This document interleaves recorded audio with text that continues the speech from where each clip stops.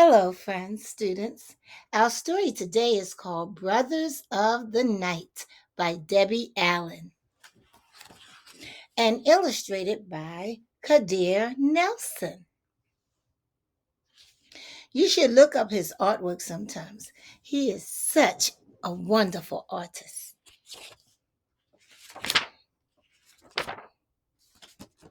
Here we go. Once upon a time in a little village called Harlem, that's in New York City, there lived a man, Reverend Knight, spelled with a K, like knight in shining armor. And like a knight, he was a very good man, a leader in the community who preached a powerful sermon every Sunday. He lived with his 12 sons, whom he loved with all his heart. Their names were Brooke, Bobby, Joe, Snacky, Gerald, and Jackie, Teeny Tiny Tappin' Theo, Lazy Leo, Big Fat Raoul, Billy and Willie, and Michael.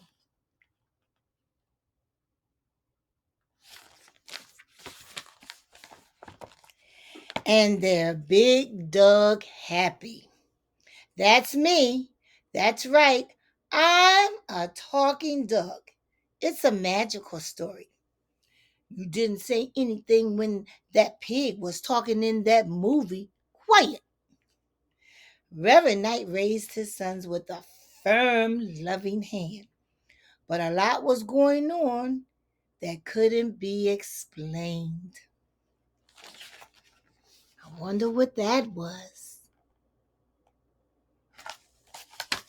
Well, we're about to find out. Well, the trouble all started when every housekeeper Reverend Knight hired either quit or got fired. Why? Because every morning the brothers' shoes would be worn to threads, messed up, torn up, stinky, dirty, tacky, jacked up. You get the picture. And they tried to blame it on me. Oh, the dog did it. The dog? What did I want with some old stinking shoes? And let me tell you, that little one's feet smell worse than all of them. P.U.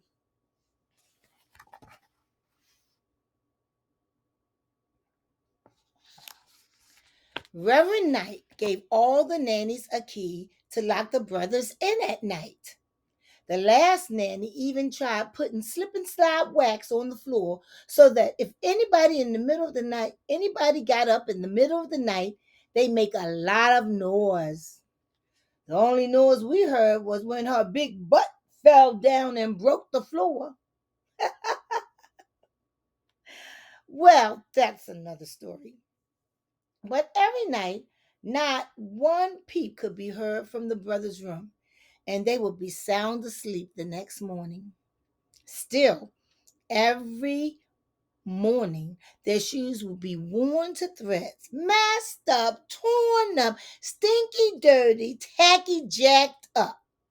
And if you asked those boys about their shoes, they said that they had slept all night, but they had fun in their dreams. Reverend Knight was at his wits' end. People came from far and wide to hear his sermons, and yet he couldn't solve the problems in his own home. One day, Reverend Knight put a big 2-page ad in Jet magazine. Wanted, housekeeper, experience with boys from 7 to 17. Bonus trip to Jamaica if torn up shoes mystery is solved. Yes, I can read too. That must be happy, right? Well, he's telling the story.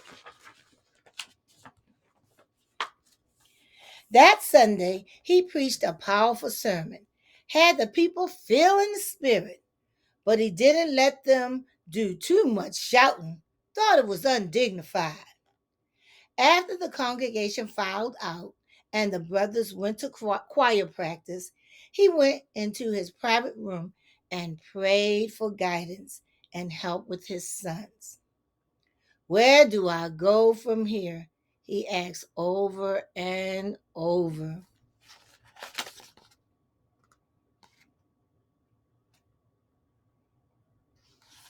When the brothers and Reverend Knight returned home from a small church, from church, a small woman dressed in bright colors was waiting on their doorstep.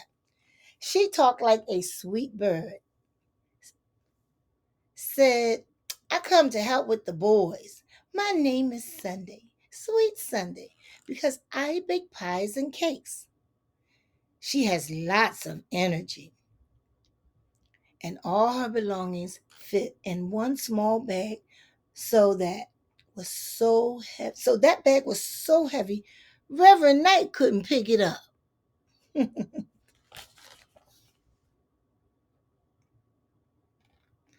Well, we're going to stop here and go to part 2.